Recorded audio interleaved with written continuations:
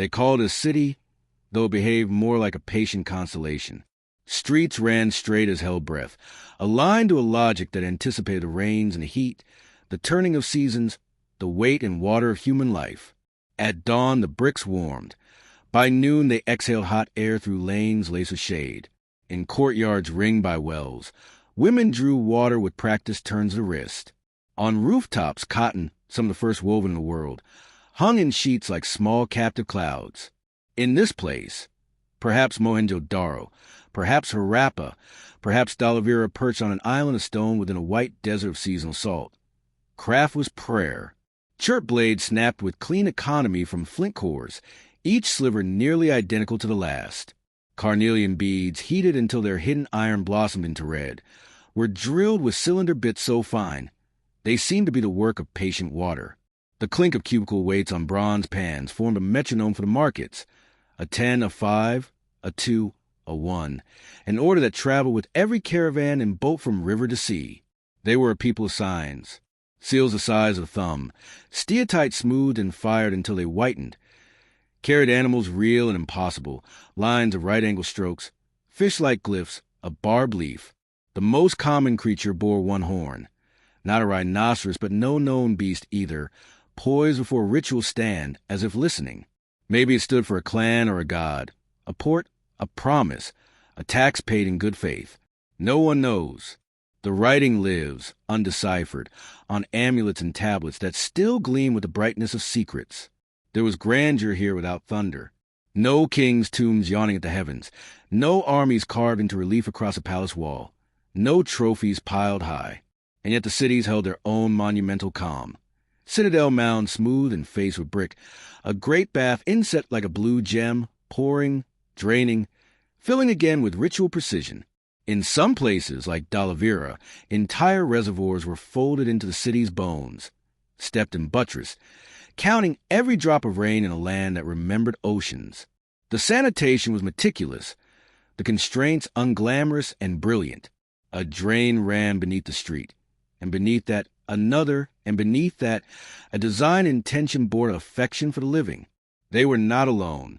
To the west, Mesopotamian scribes pressed reeds into clay and rolled a place called Meluha, whose traders arrived with carnelian, ivory peacocks, and wood that smelled of far water. Meliahan interpreters were hired. A Meluha village tucked itself inside a foreign city by the Euphrates and the Gulf. To the south, Oman Magan lent copper and took beads. To the north, over the passes, lapis lazuli walked south on the backs of men. The cities of the Indus were not at the edge of the world. They were the lattice upon which a newly braided world bloomed. This is what the stones show us. A civilization at ease with itself, busy as bees, intimate with its drains and docks. And then not. It did not happen in a single night. Abandonment is rarely an explosion. It's a long breath held too long. Bricks from public buildings were reused in houses. The careful grid frayed. In some places the wells deepened, then fell dry. The drains clogged with silt as if the city were being returned to riverbed. The standardized weights drifted from their strict mathematics. Trade seals turned rough around the edges, their script stunted, fewer signs, each line a little less sure of itself. The streets quieted. The constellation dimmed. I came to the white desert to listen for what the silence meant. My name is Mira. I had grown up with books that called the Harappans ancient and mysterious, and, with scientists' kindly arrogance, treated them as a puzzle to be solved. As I stood in the heat shiver above Talavera's reservoirs, the afternoon wind collected salt and whistled it through the broken geometry. At my feet lay a shard of a seal, its boss snaped off, its face obliterated but for the faint curve of the fish. When I rubbed it clean, the angle of the stroke caught the light, as if trying to finish a sentence. In the distance, an Ankarai salt worker, Gezer, waved me toward a canvas shade stitched to 4 sticks. His hands were white with clinging brine, his eyes narrowed against the glare. He poured me water that tasted faintly of stone. "These step wells," he said, nodding toward the empty, magnificent boxes cut into the earth, "are older than our prayers. When the first rains come, the Rand turns into a sky on the ground. The water wants to run away. They knew how to hold it." "They did," I said, "better than us." Gezer had stories. He told me how his grandmother spoke of a river that once flowed here, fat and holy, the Sarasvati, and how she had argued with the people and gone underground, taking her generosity with her. I had read the papers. Paleo channels traced by satellites, rivers changing course as mountains lifted millimeter by millimeter, monsoons weakening around the time kings and Akkad starved for rain. It is a delicate thing to hold a myth and a climate graph in the same hand, and understand they both describe thirst. For weeks, I moved between maps and stones. In the evening, in my tent, I spread photographs. Monadro's great bath, the priest king, serene and small, his cloak patterned with trefoils. The dancing girl, hip-cocked, eyes that looked across 4,000 years to meet mine with unamused amusement. I studied the Dalavera signboard, 10 glyphs, each the size of a hand, once inlaid with white gypsum, hung above a city gate like a pronouncement in a language no one living can read. I sketched and erased and sketched again. I tried to imagine the breath that named the unknown animals. Then, after a night of dry lightning that made the Rand glow purple and gray, a wall gave way on the southern reservoir. Its collapse revealed a cavity lined with bitumen. Nestled inside was a jar with a lid of gypsum, painted with a single sign, a fish with a forked tail, little rods above it like stars. We lifted it out as carefully as if it were a child. When I unsealed it, my hand shook so hard I almost dropped the lid. Inside, wrapped in some unidentifiable residue, was a nest of weights. Cubical stones and shell pieces, each engraved with faint marks. We measured them. They matched the old standards with uncanny fidelity, the binary progression, the careful proportion. But one was wrong. It was heavy, just a whisper past its labeled value, as if someone had traded honesty for advantage, as if the agreed-upon measure of the world were already slipping. It wasn't proof of anything except what it was. A jar of weights that had waited thousands of years for our clumsy fingers. But that small error felt like an omen. I knew better than to make a theory of a single stone.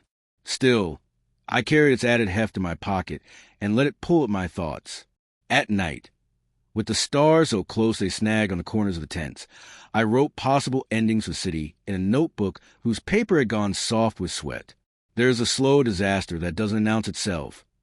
The climate tilting toward arid, the southwest monsoon losing vigor after a once-in-a-millennium perturbation around 4,200 years ago. Rivers that one debated have always only pretended to, but in these centuries they grew daring. The Yamuna stole away toward the Ganga. The Sutlej turned its head and ran west. The Gagar-Hakra Basin, once rich in settlements, dried to a rumor. Crops survived, barley and millets and dates, but the great woven fabric of floodplains soaked in a little less each season. Cities that had been built as if water were a friend learned it was also a stranger. There's a case for war. Burnt layers at some sites, arrowheads, fortifications. The way of fear can hide inside a wall. The old story of an invasion. Horsemen with chariots pouring down from the north, reciting their history in songs, does not settle well with the stones. There are no cities flattened by siege, no layers of destruction that span the map. But it is hard to imagine a world without hearts that break under the pressure of hunger and ambition. Sometimes war leaves only a rumor, a spear point lost in a ditch under a later street. There is a collapse within. Trade snarled by what happened elsewhere, the collapse of Mesopotamia. Fields gone white with salt, a chain of exchange rusting link by link. An empire of agreements is as fragile as trust. What happens to a bead maker when no one can afford to buy beads? What happens to a scribe when the script is only needed for seals that no longer cross the river? House walls re-squared into shop partitions, public space privatized, courtyards roofed, the city turning inward against uncertainty. There's a disaster of disease. Crowded drains, standing water, heat and rats and mosquitoes. In burials far away, from times not quite the same, bones tell stories of ailments. Leprosy's delicate gnawing, the breathless stamp of tuberculosis. What name did they give to fevers? What talismans did they wear when a child's cough lasted into the fifth night? There's a kind of death that is not death at all but translation, where a city is not lost but changed address.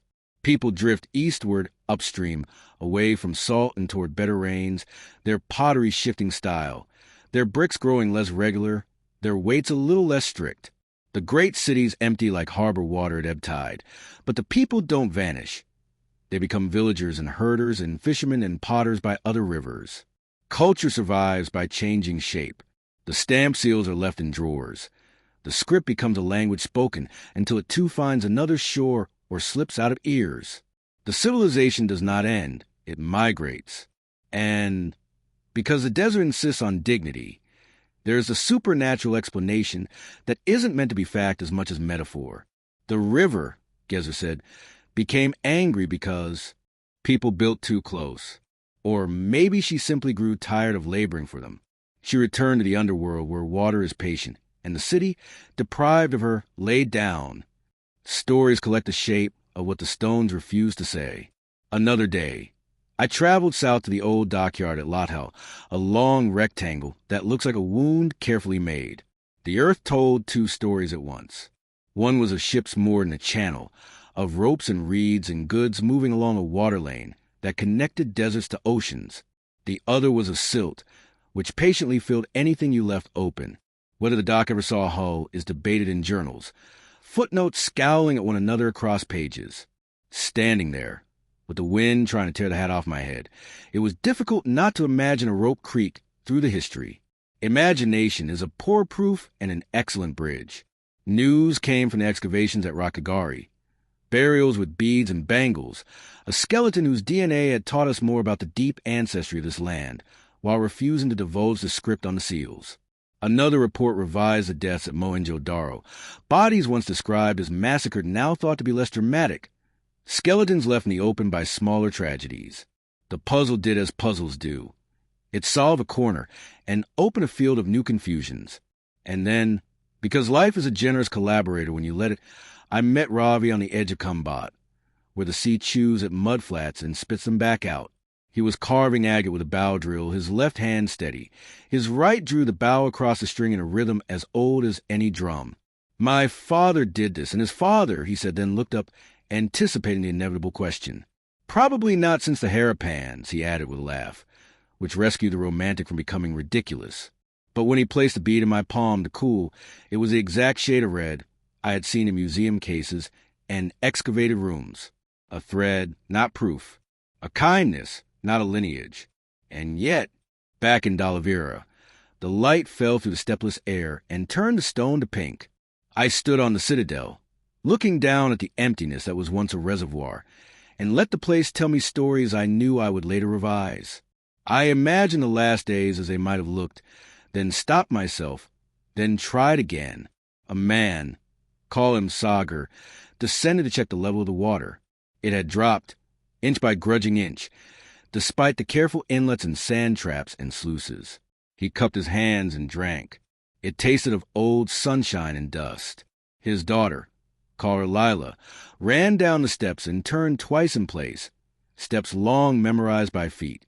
Her mother, call her Rupa, had placed a tray of weights on the sill of the house above, done with measuring for the day, careless with the last. Someone shouted in a nearby lane. A terracotta toy, a small cart with wheels that move around a peg, rattled to a stop as a child's fingers left it. A potter wiped sweat from his lip and squinted toward the northwest. A smudge that once meant rain meant dust a day. Later, months or years, they loaded their cart. They closed doors they had no illusions about returning to. The signboard above the gate kept its counsel. The drain sighed. The well walls, gloss smooth by thousands of hands, did not mind. Everything, in the end, was shipped out through the body into memory. On my last day, Gezer walked me to the valley of stones where the walls had tumbled into lines the goats walked along, nibbling at what time the Rand could manage. When the first big rains come, he said, you should be here. The place fills. It pretends to be what it was. He smiled at my face, only for a moment, but the moment is real. That night, the wind came from the sea. I weighed the wrong weight in my palm, then put it back into the jar with its siblings and sealed the lid. It is a foolish kind of wisdom to think you have to fix one detail in order to understand the world. But it felt like an apology to the people who had lived here, to return one thing to where it belonged.